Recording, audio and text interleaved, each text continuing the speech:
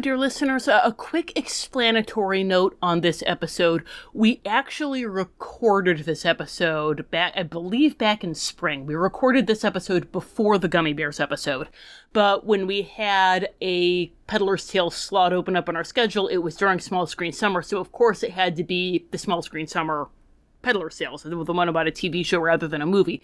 So when Tom and I react with extreme shrieking excitement when we find out what the current season of Mega Dumbcast is going to be about. If you're like, Rachel, you know what the current season of Mega Dumbcast is about. I listened to his Halloween special where you were on the show. Like, why are you so excited? That's why. This was past Rachel, who did not know.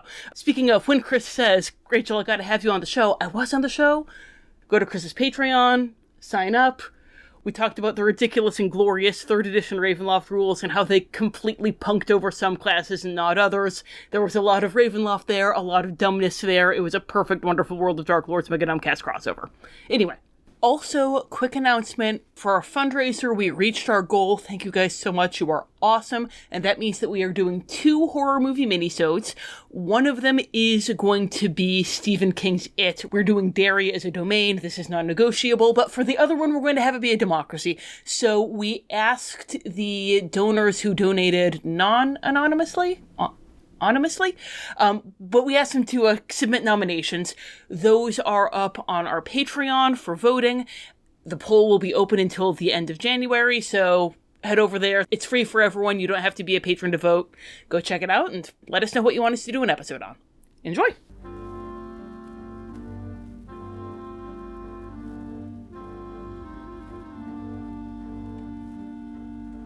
The Wonderful World of Darklords. The Peddler's Tales. Fagin. Enclosed, a dog biscuit and an invoice for 100 gold pieces. During the 3 days in which I awaited word from my patron, I decided to get a proper sense of Millennium City while I had access to all my faculties.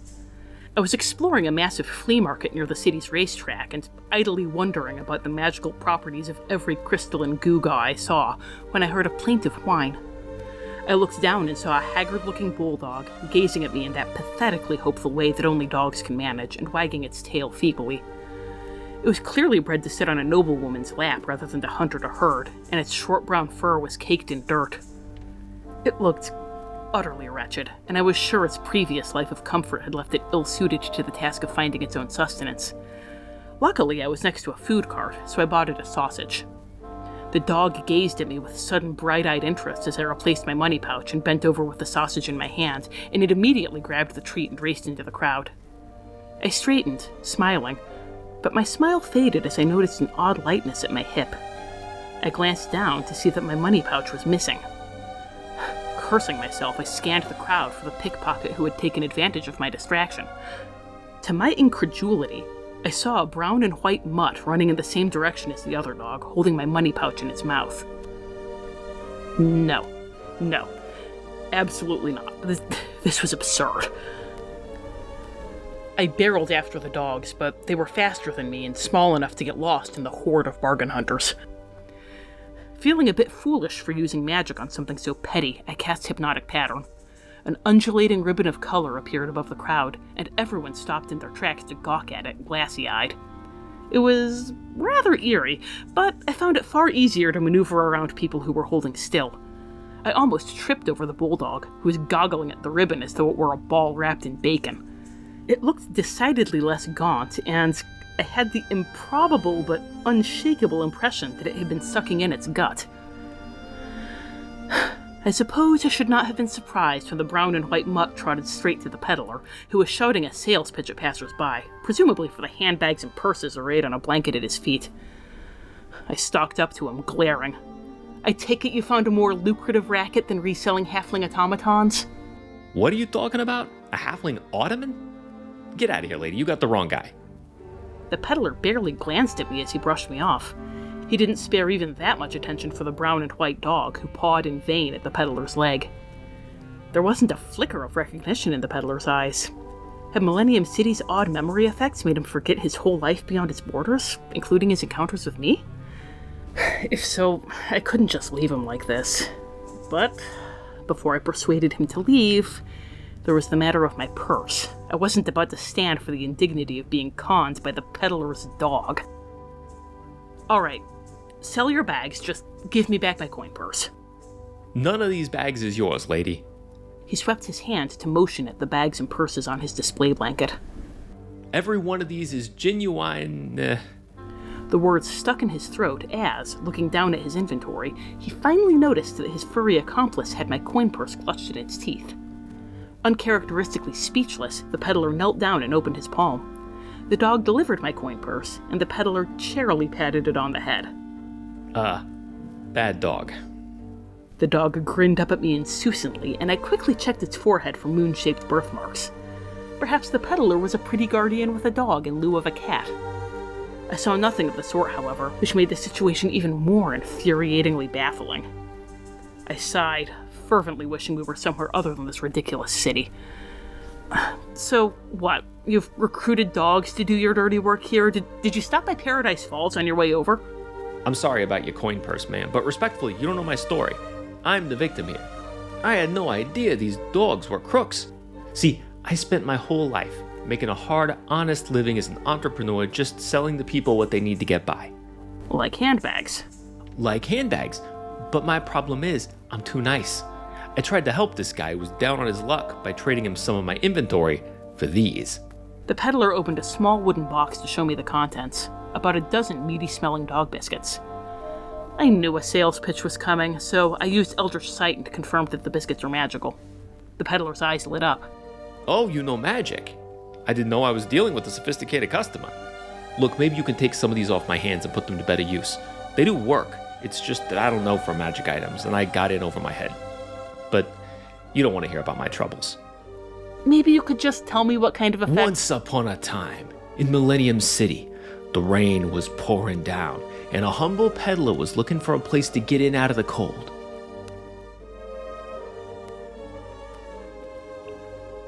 Welcome to Wonderful World of Darklords. I'm Tom. I'm Rachel. And I'm Chris. And we're discussing how to convert Disney movies to Ravenloft domains of dread, except sometimes we can't. And when that happens, we have the Peddler's Tales. Today's story, Fagin, from Oliver & Company. It works for me, as someone who's trying to put together a write-up, that this is one of those adaptations of this older material of which there is a good share of public domain available art.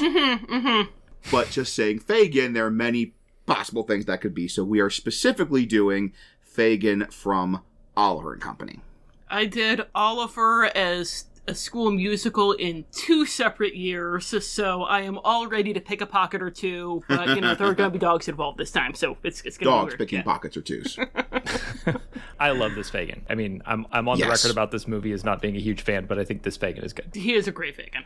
So, the premise of the Peddler's Tales is that we are here trying to come up with Wonderful World of Darklords, sort of Disney, Ravenloft, Dungeons & Dragons, D&D stuff for some movies we love, but sometimes we can't always fit them into that very specific Ravenloft Darklord format. Cruella de Vil, couldn't make her a Darklord.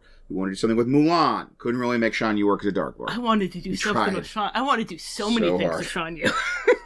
But then we have this premise of the Peddler's Tales, where instead of a full-on Dark Lord with the Ravenloft domain, it is a Mistwander, an NPC, and we talk about how they might fit into a Ravenloft game, how you might incorporate this NPC, what plots you can get from this NPC in your own Ravenloft domain. And by we have a premise, you mean Chris has a premise, because he's the one who came up with this, so thank you, Chris. The royal we. Yes, that is why you are here. Oh, no, I appreciate it. Thank you for giving me this framework for which I can talk about, of all things, Oliver & Company.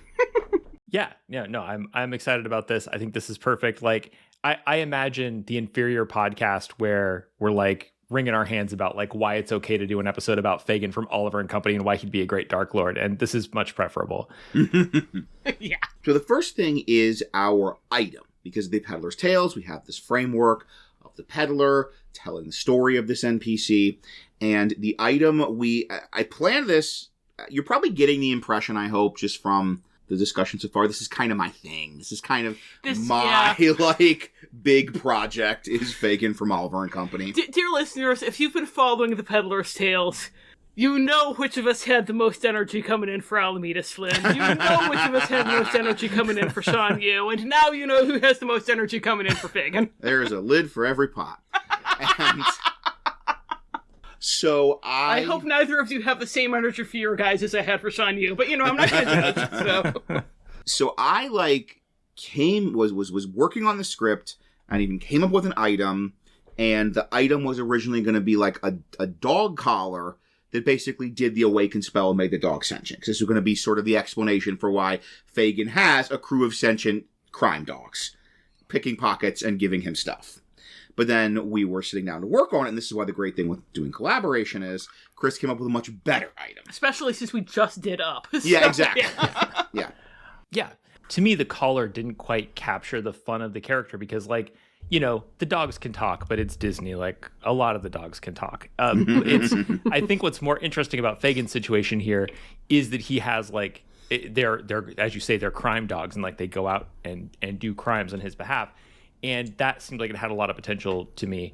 So I thought that instead what we could do is, magic dog treats of some kind that you give to the dogs or whatever animals. And this causes them to go out and acquire items for you and bring them back. And maybe over time that has this awaken effect. But really what that allows you to do is be a Doggie Crime Lord, which I think is the... That's what we're trying to get, right? That's what we're missing from D&D so far and what we're hopefully going to correct tonight. That is the druid I want to play. Yes.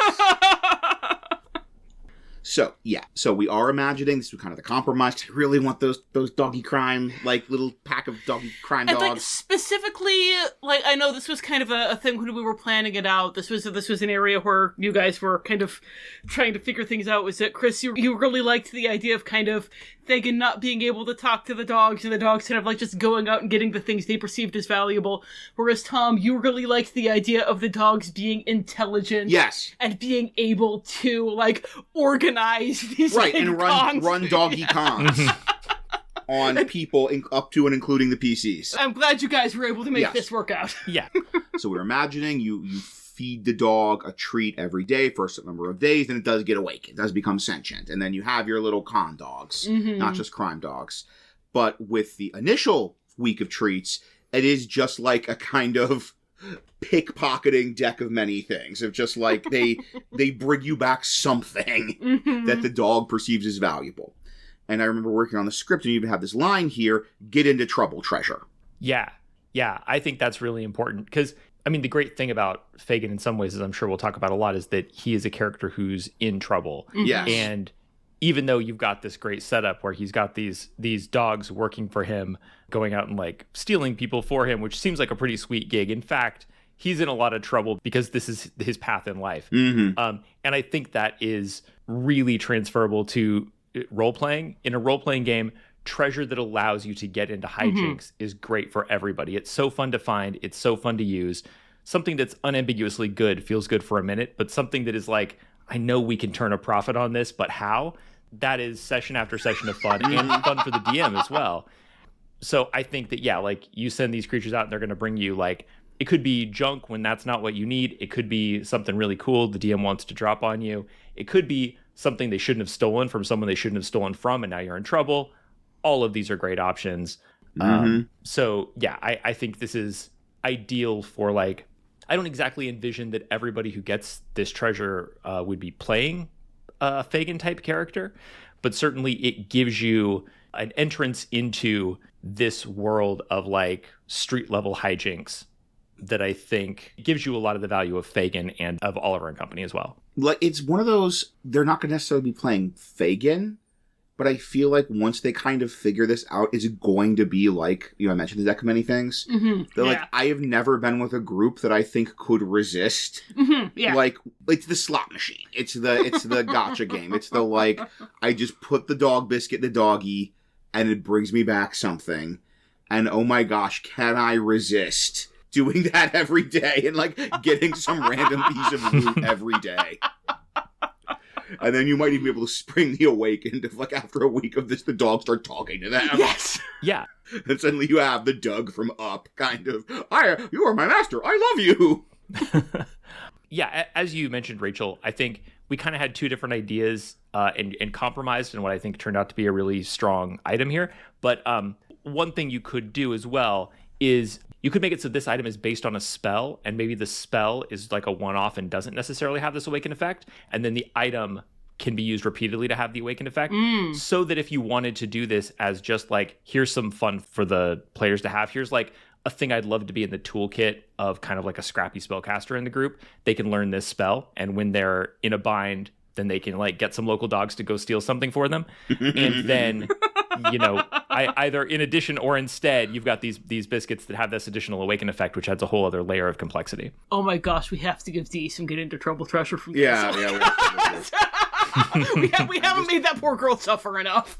Get into trouble treasure. I'm flashing to a bit in the show The Good Place. And one character's like, whenever I had a problem, I would throw a Molotov cocktail. And then boom, I had a different problem. And it's like, whenever I have a problem, I have the dog bring me some treasure. And boom, I have a different problem. So, you mentioned, like, that's the item. And it wasn't the item that was like, guys, let's do Fagin, okay? I want to do Fagin. It was Fagin.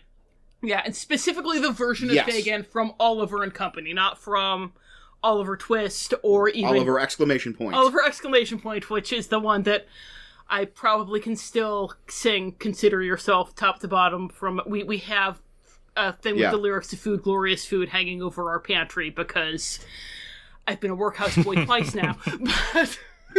But specifically Oliver and Company Fagin. I'm just put it... Are you going to sing on the podcast? Because this is what people, I assume, want after hearing that. Are you going to sing on the podcast? But will I have to do the Cockney accent? Mm-hmm.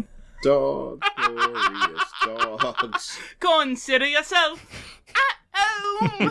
Consider yourself part of the family. Should go in our podcast trailer. Yes. It's clear we're going to get along. Dear listener, no lyrics. This is off the head. Yeah. This is spontaneous. And I know I skipped a couple of lines. I'm abridging it because no one wants to listen to me sing that long. I really appreciate the arm acting, which I know physically you have to do a Cockney accent, but nonetheless, I really thank you. I mean, you've like video chatted with me often enough. You know that it's something that I have to do as a person. Like, giant gestures are just my way of existing.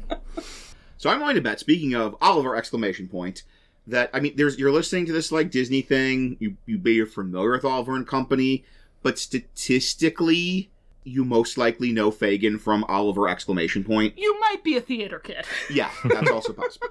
So I think it's worth sort of talking a bit about the Oliver and Company version of Fagin specifically, because it's not a small difference. It's like a pretty big difference in the character of Oliver and Company Fagin versus general Oliver Twist, Oliver exclamation point Fagin.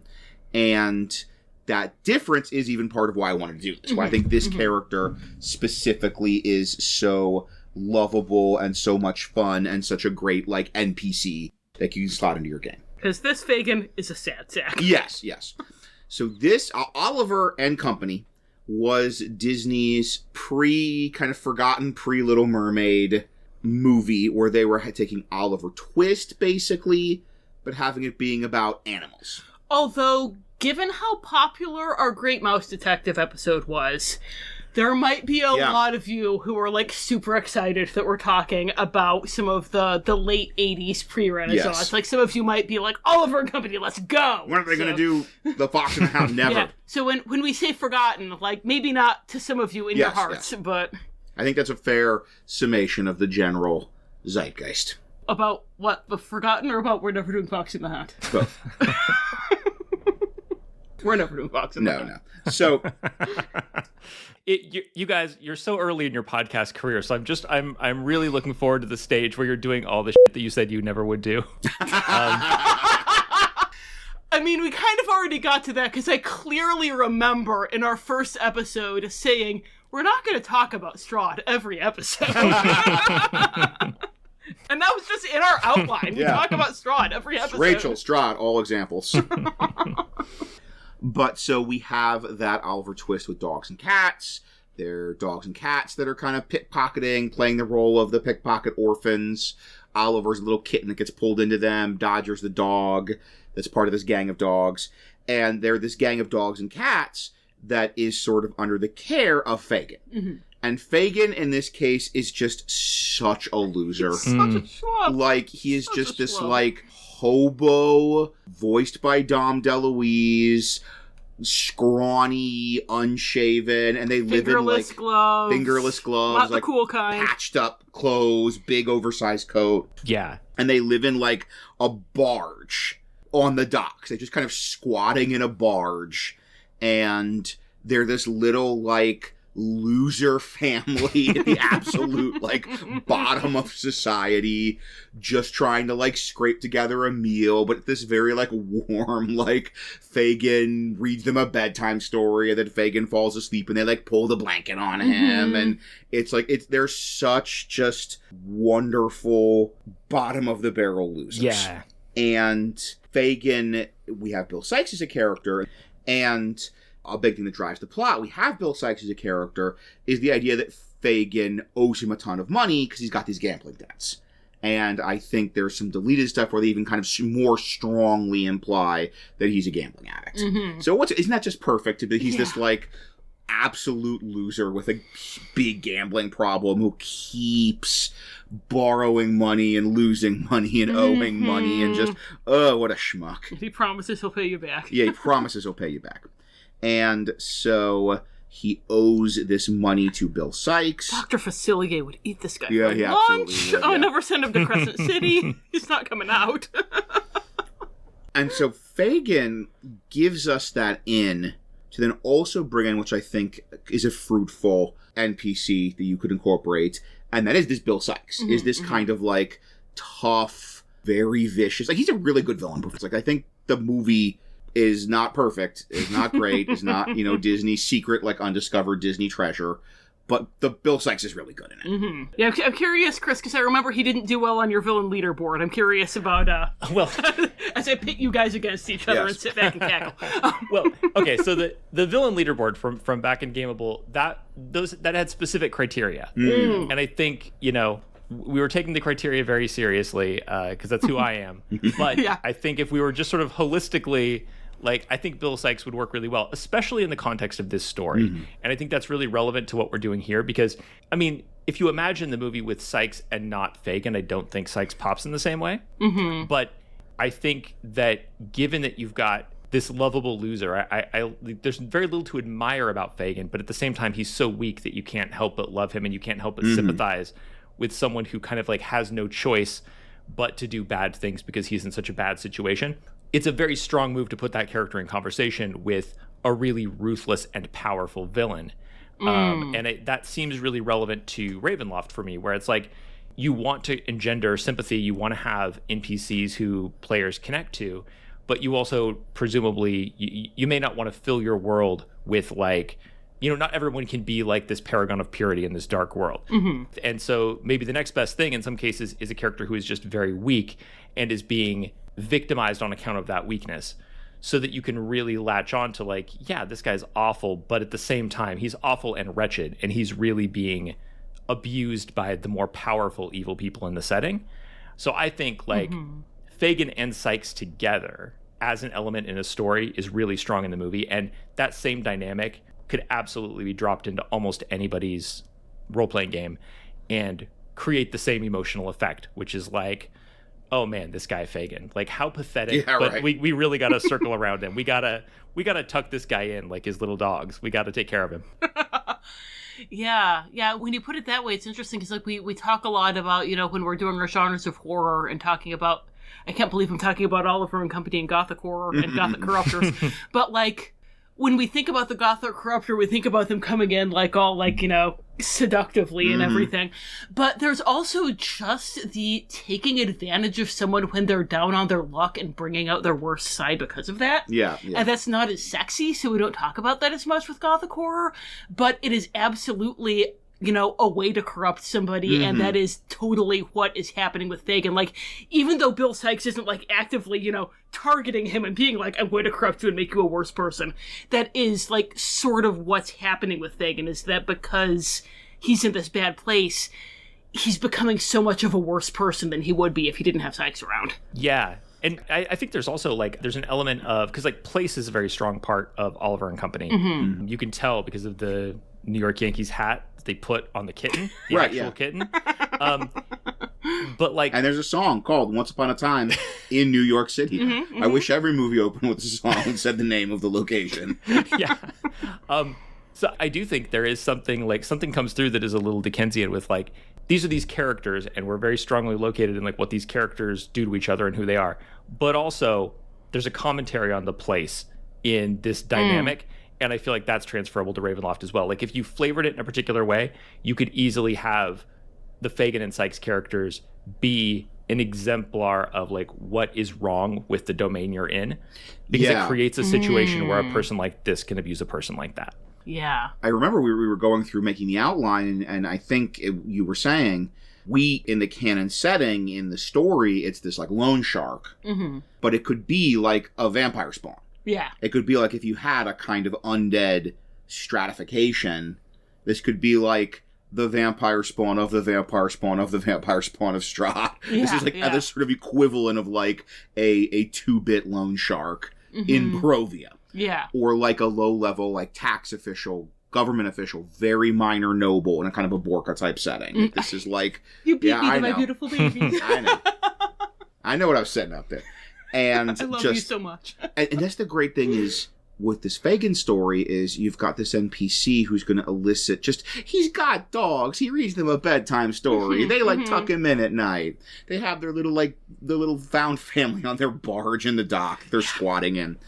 And that's going to elicit PC sympathy.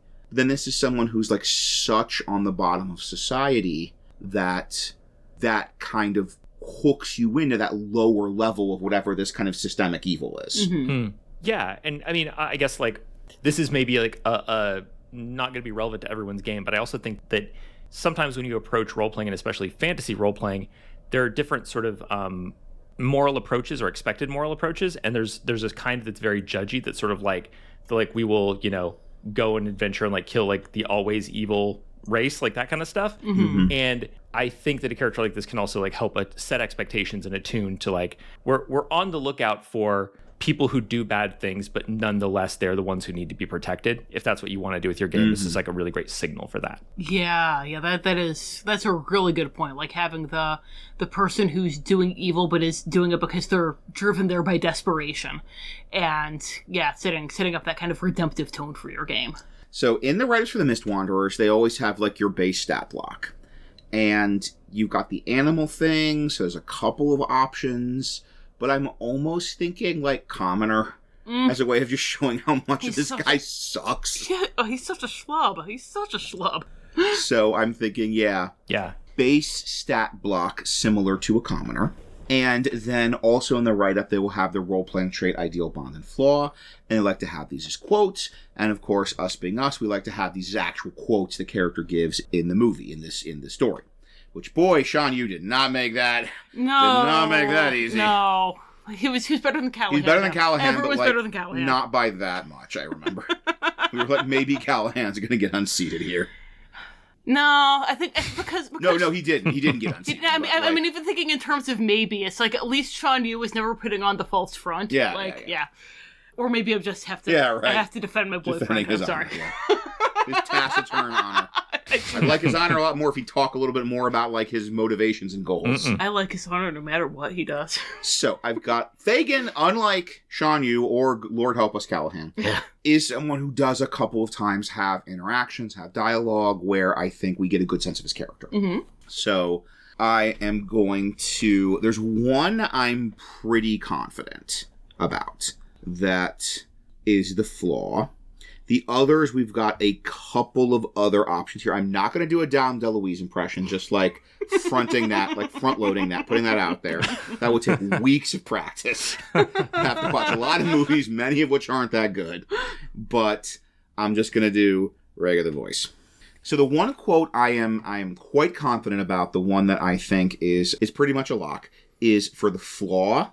I think the obvious flaw is the kind of gambling debt, is the kind of a weakness that just he's in this very precarious situation and he's going to be doing these things that make him an even more precarious situation. And the big flaw we have for that, it's at the end, and he is like loses a bet. He's watching wrestling with the girls with Jenny's butler, and he loses a bet. And he says, "Now, where's that checkbook? Oh, look at the time. Well, better be going." And like that was the sort of best quote I could find. It's not perfect, but the best quote I could find for this idea of just this like loser who gambles and owes people money and like skips out on debts and bills and things like that. Yeah, he skips out on bills that he owes, and also on Bill Sykes. And also on Bill Sykes, yes, literal bills. Yeah, I mean, the quote's not that strong, but I think you're right. Like, that has to be the flaw, and I can't think of a better quote that suits it. Yeah. So, in terms of others, like some of these, I'm just looking for ones that might be relevant. This is him talking to the dogs. "I don't want to put any undue pressure on you, but as you march off to do your duty, I want you to keep one thing in mind. Dead men do not buy dog food." And then, like, this one, it's such a good quote, but it needs the context. Right. Right, like, by itself, it doesn't make sense. And it's when, like, he gets Oliver, is like, "Oh, Oliver has this rich owner. I can hold him for ransom, get some money." And he's thinking it's going to be, like, a rich adult. Mm-hmm. And then Penny comes to the docks and is looking for Oliver, like, following the ransom note. And has brought her piggy bank. Because she is just a little girl. And she's talking about what kind of, like, terrible person would do this. And he's like, "Well, I mean, he might be up against a stone wall at the end of his rope." Mm. And I love it. Then goes to him, like, giving her Oliver. Being like, "Oh, look, I found this kitten." And she's like, "That's Oliver." And, like, this is really establishing his good heart. But it's such a context-specific quote. Yeah, you know, I wonder if it might be possible, because I think this is a really strong one. Would it be possible to take the excerpt, like it's not that it reads as a quote, but it is a quote, so I think it counts. What if you took, like, up against a stone wall or at the end of his rope as a flaw for him, with the idea that he is just incorrigible, and so whenever you encounter him, whatever's going on, like, you're gonna find him in a compromised situation, and that's the basic flaw. I like that. Yeah, ooh, that's really interesting. Yeah, I like that. So kind of making the floppy, "I'm up against a stone wall." Oh yeah. "I'm at the end of my rope." Yeah. And I'm jumping ahead a little bit in the list because also from that scene, and once again, I think it's a little context specific.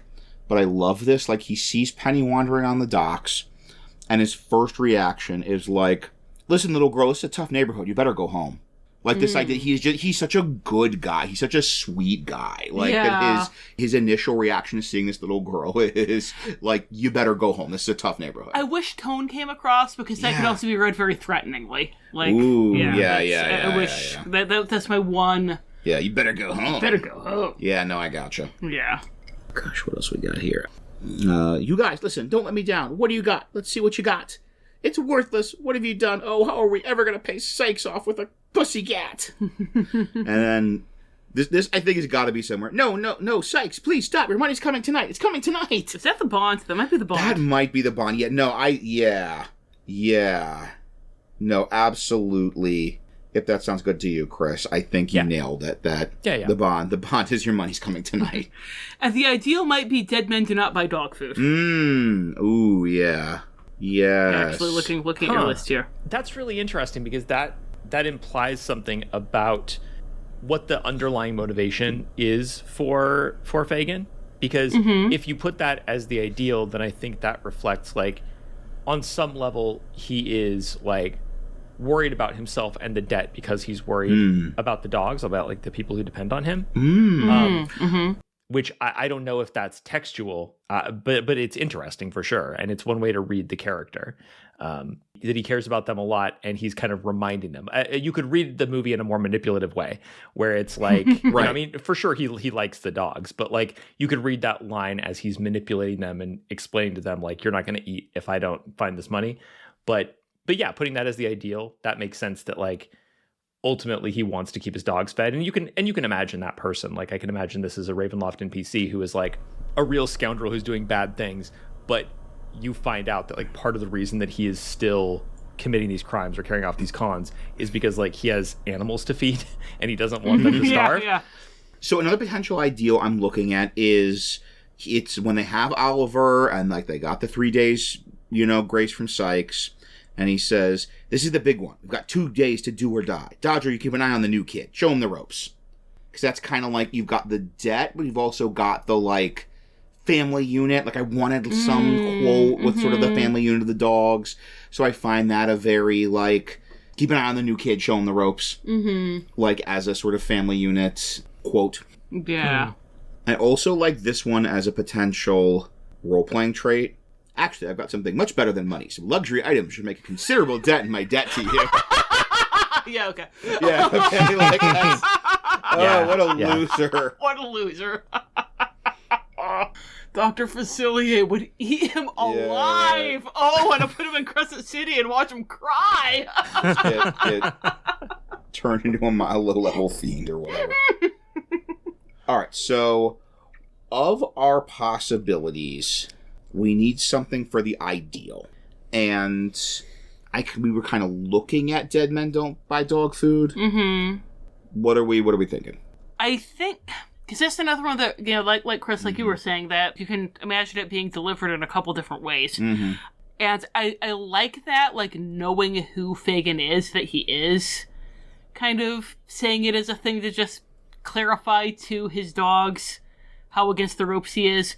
I think out of context it might come across as being very, I will do whatever the heck I have to do because dead men don't buy dog food. But at the same time, I think that it says everything that we would be saying with the, Dodger, keep an eye on the new kid quote more succinctly. Yeah. That sounds good to me. What do you think, Chris? No, I think so. I haven't looked through like all the other quotes. I'm just looking at this small selection here, but I think that it's pithy. It definitely has that going for it. And I think that with that quote, you're like raising the key points of the character, even if there is some ambiguity in interpretation, This is always the tricky thing that the dang WotC writers had the advantage. They could just make up quotes like a jerk. Whereas we have to like take these very specific contextual scene-based quotes and try and find like what are these ones that stand on their own. So I think of that we've got a pretty respectable spread, and I like that he has the luxury items that'll make a considerable dent in his debt. And I'm even like, because I was thinking about the I'm at the end of my rope, I'm up against the wall, and how, we could put something at the beginning of that's like, I'm not such a bad guy, I'm at the end of my rope, I'm up against the wall. But at the same time, there was a Stephen King short story. It was the one with the guy who accidentally kidnapped the vampire kid. If you read Stephen King, you know the one I'm talking about. And that was basically his view of himself. And he was a terrible person. Like, he ended up kidnapping a child. He was a terrible person. So this doesn't necessarily, like, having that, it doesn't necessarily convey that Fagin is an okay person. Yeah. And I think that it's good not to maybe take an authorial position about whether Fagin is a good person, because I think that, like, when you have, like, Jenny's confrontation with Fagin, and, I mean, her response to that line is, like, it's still wrong. Yeah. And you don't want to take that away by saying, like, the thing that's wrong with this character is he's a good person who's been pushed to a bad situation. It's like, he has some culpability here. Like, there's a reason that he's doing bad things to people. He is victimizing them. You make your own judgment about, like, what do we do about this guy? Yeah, that is an excellent point. Yeah, and I think this was what's going to make him such a great NPC to drop into any random D&D group's orbit, because there is going to be he's such a complex, like, he's pathetic, he's funny, but he actually does spark these really interesting kind of moral dilemmas, but also kind of low stakes moral dilemmas. It's not like we save the orphanage or the kingdom burns to death. It's like, do we help this guy out of his gambling debts? This loser. There's something that's in our outline, and I don't think it's here, but I just want to mention it because I think this brings it up organically. You don't want to underestimate how much players care about dogs. Yeah, absolutely. I think that, like, people are very used to, like, saving orphanages and saving whole kingdoms and saving the universe or whatever. But if you introduce a guy who is just trying to put food in the mouths of his many dogs, I think you're going to find that people have strong opinions about how, like, that's very important. These dogs need to be okay. Even to the extent that, like, I think it's not necessary, obviously, to include dogs in a big way in this story. Like, the item kind of suggests that they would play a role, but, like, they could just be generic dogs. But I think it's really worth bringing them into it, because I think that if there are player characters who are willing to use violence in an encounter with these dogs, that really says something about like where they stand relative to Fagin, because like I feel like Fagin would fold in a situation where somebody was threatening the dog. Oh, totally. Yeah. Yeah, that says something if you're like, you're the paladin coming in to like arrest this con man, and he sicks his dogs on you, and when it's clear that you're going to hurt the dogs, he's like, oh no, I surrender. Like I'm pretty awful, but I'm not that bad. I'm not going to let these dogs get hurt over this. How's that going to make the paladin feel? Yeah, right. That's a great thing. Yeah. And it's even that wonderful, like, here's the just in character, what my character would do kind of thing. And also here's that just fundamental, like, human empathy of the player of, like, I really like that this guy cares about his dogs. So we've talked a bit about Fagin and the specific, like, our idea of that NPC and some quotes relevant to the NPC, how that NPC might interact with the players. Let's talk about some of the adventures, some of the stories that the players might embark upon in their interactions with that NPC.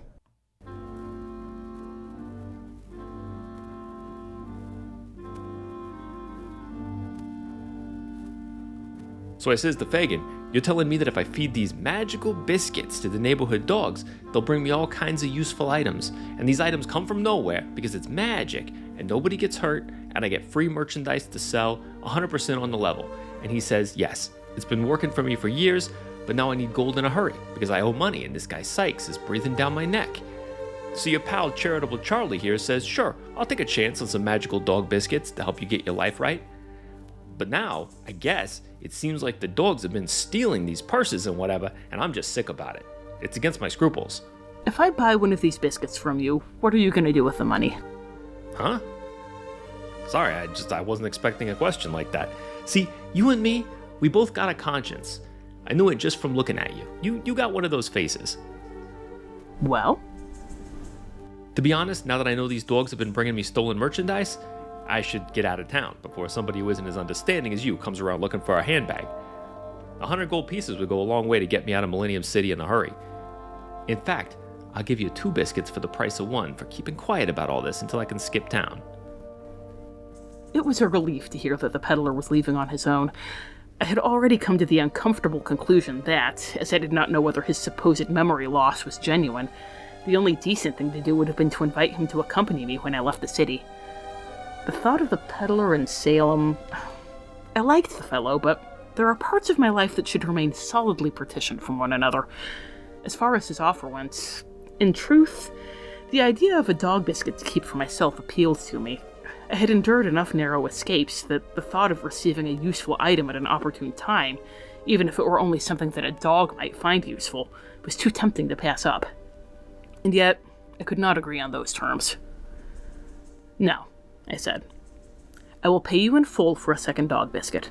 If you want me to forgive you for this scheme and help you start over, you can promise me not to run any more scams that prey on a mark's compassion instead of their greed. Maybe this was all a misunderstanding, as you claim, or maybe you knew exactly what you were doing. Either way, there's precious little kindness in the world without teaching people that mercy will be repaid with malice.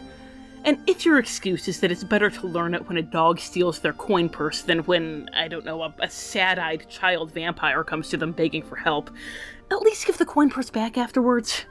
Not every lesson has to be a hard one. Consider it a deal. As soon as I get out of Millennium City, it'll be nothing but honest work for me. I guarantee it. Now, that'll be 200 gold pieces, and we'll part ways as friends. I'd be happy to pay you, but first you have to give me back my coin purse. So the whole reason I set out to force everyone to talk about Fagin from Oliver and Company was because in the Adventures with Fagin chart, you got to talk about a whole bunch of Disney movies that we can't do on the podcast that involve dogs. That is a non-zero factor in me wanting to do this one. Is this lets us check off Lady and the Tramp and the Aristocats. Are you suggesting like a whole Magic Biscuits campaign where you just take a tour through Disney dogs, through the vehicle of these magical biscuits? Oh, this is our Avalon World Tour. Yes. I am just saying, part of the write-up for this character is going to be plot hooks involving this character, and I have one about the Aristocats and one about Lady and the Tramp. So check. Dude, you can't just name drop the Avalon World Tour like people know what you're talking about. Even this podcast isn't that podcast. Well, they will if they listen to If our they listen to our Gargoyles June episode. So get on it, listener. Yeah. What have they done to you?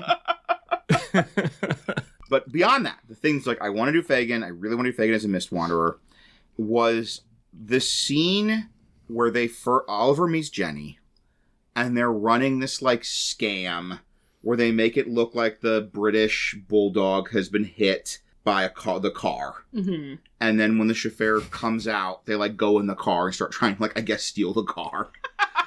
And I'm just... like the Chihuahua can hotwire. Yeah, because sure. And I'm just imagining this scene with the PCs, and they're like moving along, and then one of them, like, it seems like they've kicked a dog or stepped on a dog, and the dog is like writhing on the ground in pain, and they're all horrified.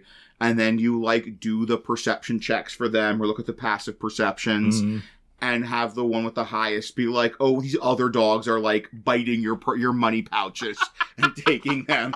And when they do this, the dog that was moaning and like howling just like hops up and runs away. And just that we just got dog con. We just got like played by a pack of dogs, pickpocketed by dogs running a con on us. We'll remember that forever. Yes, that will be a story they tell about how they got conned by dogs. Yeah, that is fantastic. And what's great about that is like that would be a fun thing to come up with as a player character, but it's better as a thing that the DM does through the agency of NPCs, because no matter which way it turns out, it's fun. Yes, yes. Like, you know, sometimes there can be a problem where it's like if a player character plan completely goes off the rails, or if it just like works without complications, then there's not really a scene there. This is great no matter what happens. Yeah, absolutely. Like, even if it is, you know, later we find our money pouches missing and we use whatever investigative abilities we have and we're like, it was those dogs. That's still great. That's a great scene. It's a great scene in retrospect. Yeah. And like, it's so, there's like sort of the power fantasy of D&D and getting like robbed by just people. It does kind of clash with that fundamental power fantasy. Mm-hmm. But like being robbed by dogs is so absurd. It doesn't have that, like, sting. Well, plus, like, it's absurd and it's silly, but it also opens up the next story. Like, exactly. It's not just like, okay, we got robbed, they're random pickpockets, them's the breaks. It's like, right. Or even let's go find them and beat them up. Yeah, how the heck did we get robbed by dogs? Right, it's got a mystery built in. And then they follow that mystery to Fagin. And they meet Fagin, and he's not like a criminal mastermind. He is just such a loser, but a loser with a heart of gold. But a loser with a heart of gold who's like always making bad decisions and getting in trouble and borrowing money from people he shouldn't borrow money from. And just the story writes itself. Like they get entangled with this guy. And I remember we were working on the outline. You had this great line, Kris. Players gravitate toward weakness. Yeah, absolutely. I think that generally when you play a role-playing game, you're playing a character who is in some way like you are competent, you're powerful. You were just talking about kind of like the fantasy element of the game. You're living out a fantasy in some way. And so it can be off-putting or disruptive or threatening to meet a character who challenges that, right? You need some amount of that, but like it doesn't necessarily, not everybody at the table, their faces lighting up when they meet, you know, another really powerful bad guy who seems untouchable. But meeting an NPC who seems weak, you have an urge to, you know, look, you feel like you're above them. And so I think it tends to make player characters feel at least magnanimous. And very often it's like, we have to adopt this person. Yes. Yes. And that is just like, that is gold. I think that if you, I mean, you know this, Rachel, because like when we were playing D&D, you introduced like an actual baby who like, that's the ultimate DM move. Is introduce a baby. Like, what are we going to do? Just like, what game's about now. Yeah. I was expecting you guys to leave him in an orphanage and keep going, and no, now you're Mando. Now we're dads in space, around, so to speak, metaphorically speaking. Or like I am running this for our son and some of his friends, this like Soulmarsh game, and they came up with this just like town drunk, and like one of the characters is a doctor who's like keeps trying to get the town drunk to like stop being the town drunk. Aww, and good like for him or her. They've all sort of like, they all love these scenes with Old Coddy. And I think it's Old Coddy Codfish is the full name. And, like, they're all sort of, like, invested in Old Coddy Codfish and want Old Coddy Codfish to be okay. I mean, even thinking about it, we're talking about this whole idea of it being the power fantasy, and, like, yeah, part of the power fantasy is that you get to go in and, like, kill the dragon and say the, like, amazing, cool lines that you wish you could say in real life. But part of the power fantasy, if you're a decent person, is getting to help people. Yeah. And, like, you see this person who's in a bad place, like Old Coddy Codfish. Right, or Fagin. Or Fagin, or a literal baby. And being like, I'm going to help this person. I'm going to save them because I have the power to do that now. Yeah, absolutely. And, like, I think it triggers that mode when the character is so weak. That because you're exactly right. I think that is such an element of the power fantasy, is the ability to do good and help people and make change in the world. When you run up against, like, a hard target, that clicks you into the power fantasy of overcoming a challenge. But, like, Fagin is not a challenge, and so there's just I think that's a much more rich experience in some ways. And then, like, you have this, you can help him. He's got all this, like, desperate, sweaty pressure. You can help him with Sykes. And then the great thing is that hooks you into then kind of the underworld. Like, whatever sort of story you want to do, this is, I remember we were going over this and you kept mentioning this is so good for, like, a kind of lower tier city-based PC, like, adventure. Because this then pulls you into that underworld. Because, like, maybe you fight Sykes, you kill Sykes, his car gets on the train tracks, he's hit by a trolley, whatever. But, like, okay, who is he working for? Who, like, is connected with him? And now you're sort of been entangled in this spider web of the underworld politics of this city. Yeah, like, he could be, like, a low-level guy working for a Dark Lord. Like, it could be one of the Ravenloft Dark Lords. He could be a low-level guy working for Radigan. Like, there are so many options here for who could be on top of a loan shark. And it, like, corrupt tax collectors, criminals, like, any kind of thing. There's so many options. Yeah, definitely. I think that, like, there's something here in the outline about this, like, there is something about finding your place in the food chain when you're talking about this, like, layered kind of setting where you've got all these different evil actors who are, like, opposed to each other in different ways.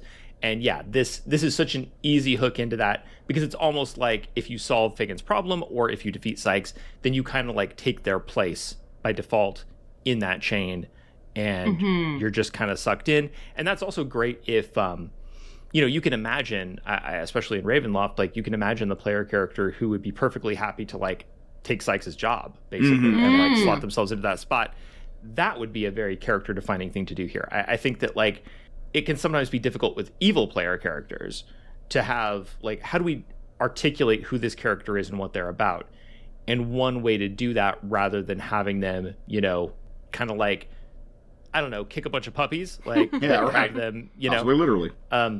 Yeah, like, to have them take down somebody like Fagin, who is, like, a person who is doing bad things, but is basically, like, a very small fish and a person who is doing this for reasons, to have them come in and, like, really ruthlessly take him out, then take out Sykes when he comes for the money, that establishes these player characters are, like, a higher caliber, and they are, like, more ruthless and more serious even than Sykes.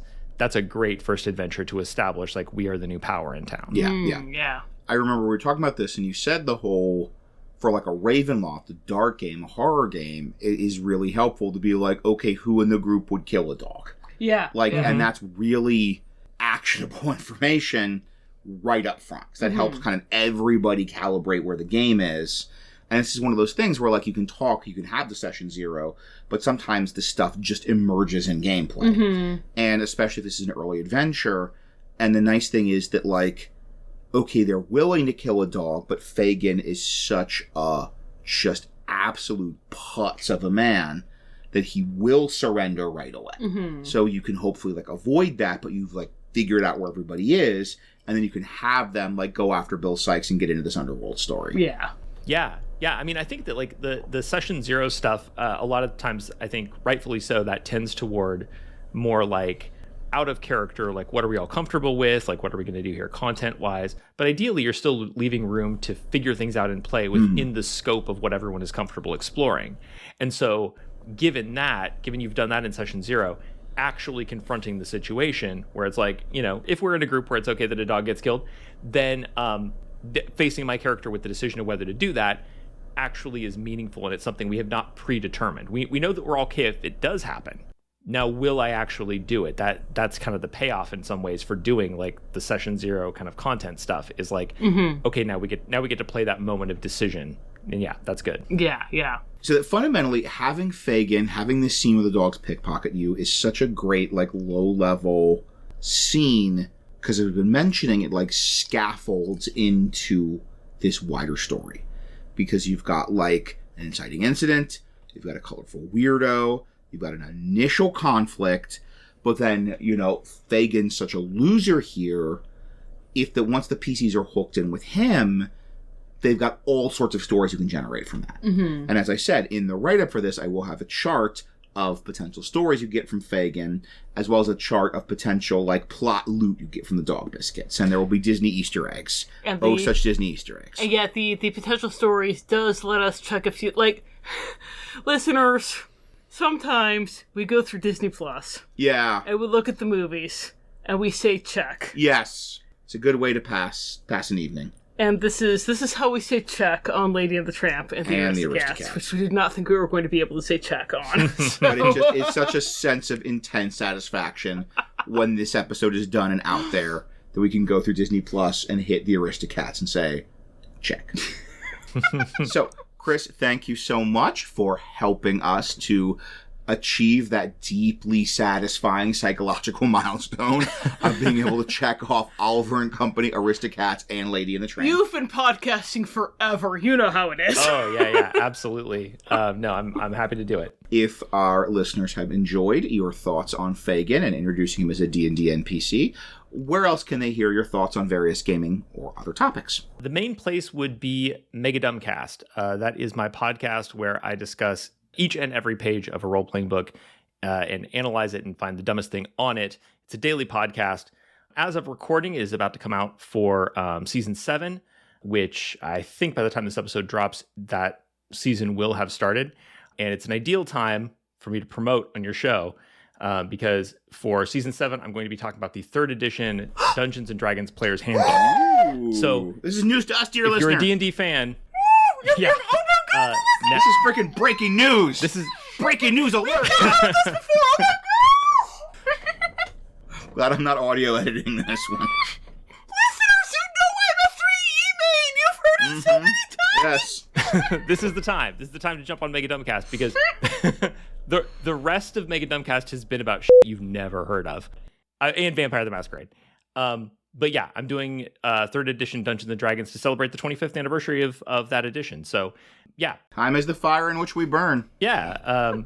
If you're a D&D fan, then now is the time to jump on. I am creating a character over the course of the season, as well as discussing all the weirdness of the rules.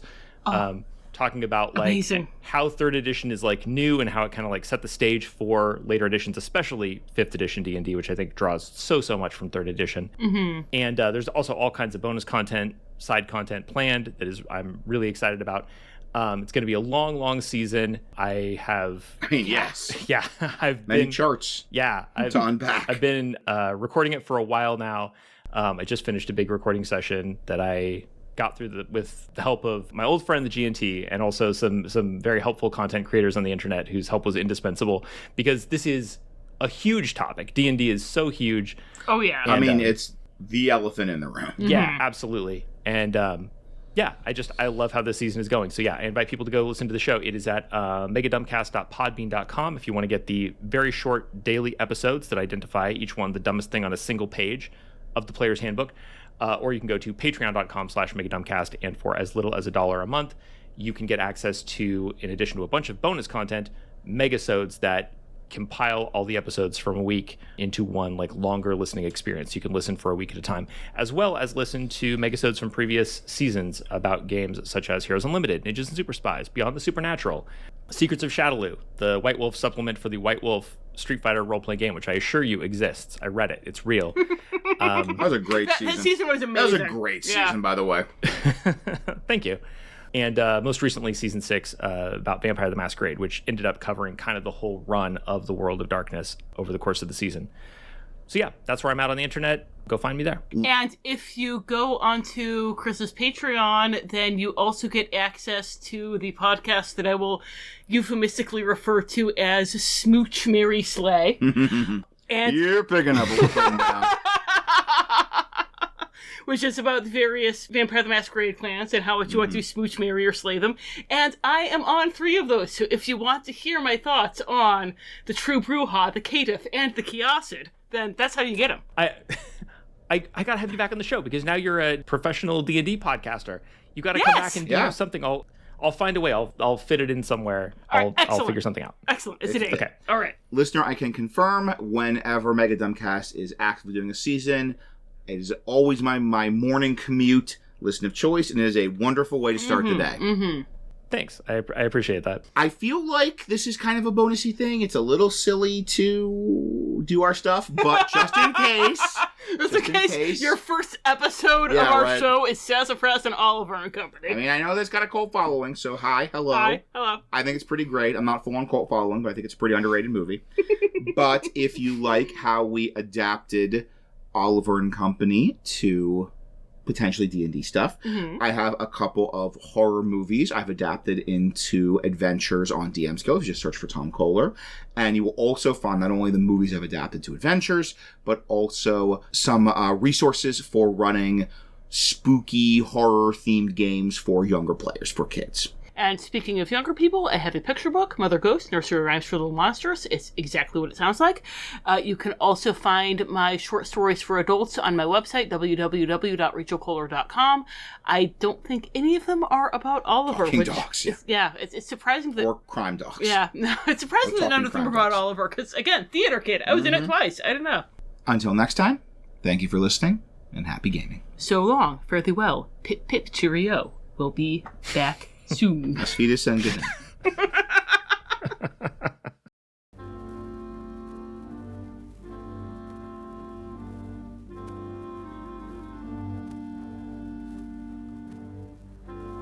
I have, of course, paid for the second dog biscuit with my own funds, but I have enclosed the first for your use. Its magic seems a tad unpredictable for your taste, but the Peddler has never steered me wrong in the past. Assuming, of course, that he still remembers himself to be the Peddler. I remain uncertain as to whether he genuinely lost his memory or if this new persona was a layer in his current mercantile scheme. All I know for certain is that from now on, if I choose to help a stray dog, I will keep my hand firmly on my purse for the encounter. Yours, D.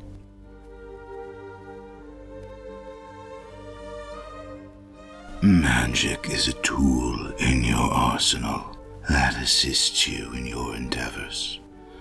You did well to utilize hypnotic pattern to clear a path through the rabble.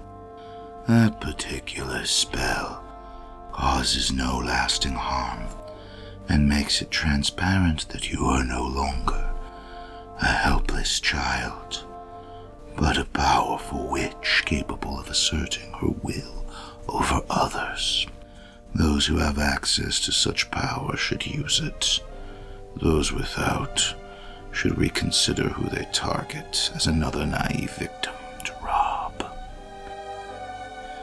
Anyone who utters the phrase, "My problem is I'm too nice," is not to be trusted. Particularly those who happen upon my little scholar peddling wares of the rarest and strangest quality. There is more to this peddler than what he so diligently projects. Yet there is some truth in what he has told you, little scholar. Fagin is a petty crook, and the peasantry often speak of his affinity with animals. It's quite obvious that he uses these magical dog treats to recruit cheap underlings to do his dirty work. I am not certain what use I will find for them, but they are decidedly unique. If nothing else, perhaps my familiar skeever will enjoy them.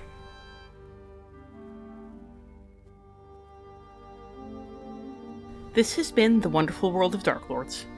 We have no affiliation with Disney or Wizards of the Coast. All music recordings used in this episode are in the public domain and were obtained through museopen.org. Titles and links are in the show notes. Dialogue for Yensid was written by Aslan Rex himself, who you can follow on Tumblr at Darklord Aslan. The Wonderful World of Darklords logo was designed by Haylight Jones. You can find links to their work in the show notes. If you'd like to support the show, you can find us on patreon.com or find our tip jar on Red Circle. Thanks for listening. Base stat box. Base. I too can talk. Yeah, golly.